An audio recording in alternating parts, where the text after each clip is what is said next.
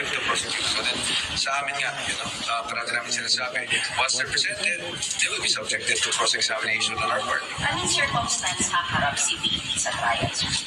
Kung kinakailangan, hindi ko pa masabi sa iyo yung exact circumstance. It will be part of the legal strategy, which obviously we will not disclose. But in case kailangan, that will be upon the advice of counsel, which is the defense. But she's willing, sir, pag kinakailangan. Well, I don't want a soundbite kasi na she's willing because I'm sure that's what everyone's asking for. No? But pag kinakailangan, bakit naman hindi siya haharap, diba? Kasi parati natin sinasabi na hindi umaharap si Vice President. But what we're doing now is pagharap sa mga aligasyon, hindi ba? What they're pushing for is a physical appearance. But physical appearance is for example, the pre-trial stage, hindi naman siya kailangan talaga nandito. Ano naman ang gagawin niya dito, diba, kung nandito man siya. So, ang sa atin, kung dumating yung circumstance na kailangan niyang humarap, we will be the ones who advise our client na kailangan niyang humarap. At doon natin malalaman kung haharap siya o hindi. Sir, 5 days na yung pre-trial, nakapag-feedback na ba kayo? Nag-usap na kayo ng Vice President sa development? Yes, I talk to the Vice President every day, if not several times a day. So after the pre-trial, sir, ano na yung focus ng preparation ng defense team? Definitely, hintay natin lumabas yung pre-trial order. Kasi po, pag lumabas po yan, kung sa tingin natin, kinakailangan ko magbigay ng ating komento, magbibigay po tayo ng ating komento. At after that, syempre, we look forward to trial itself. Walang rason para ma-delay yung start ng trial from July 6 since matatapos kayo. That is something for the impeachment court to determine. Kami lang po, we will comply with whatever directive the impeachment court gives or issues. Sir, since PIR back, sir, can you share with us na yung... As I said yesterday, we will give our response to an official response that we will be filing tomorrow. Ang safe na safe, sir, na hindi siya bubuksan today.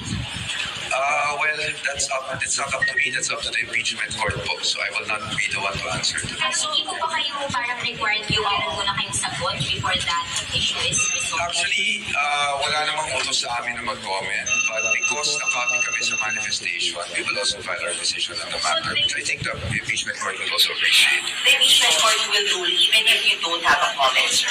I don't know what the impeachment court will do and will not do. I think that's best directed to the impeachment court. Ang masasagot lang po ay yung parte ng defense. At yung defense, ang sinasabi ko lang po ay mag-file kami ng comment by tomorrow. And this has been communicated to Secretary Bansu. But sorry, as to your knowledge, they can rule even without a I don't want to say kasi whatever the impeachment court will do. No? I hope you understand, ma'am. That's unfair for me to tell the impeachment court what they can and cannot do.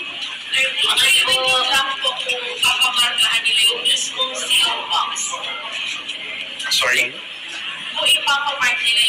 Ma'am, I will not answer. I will not preempt talaga po. No, I know you're wanting an answer, but please be patient with us. There are official ways of doing this and formal ways of doing this. At gagawin namin, we will file a comment by tomorrow, as I mentioned.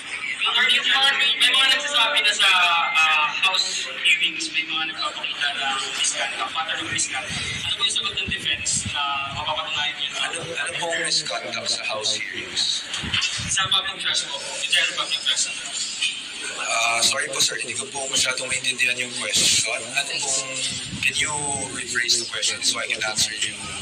May mga nagsasabi po na sa House hearings, may mga nagpapakita ng matter of misconduct. Ano pong House hearings ang tinutukoy natin, sir? Well, that's a matter of opinion. That's obviously not our position. So I don't see how that's relevant to the impeachment proceedings as well. Okay, good morning. Thank you.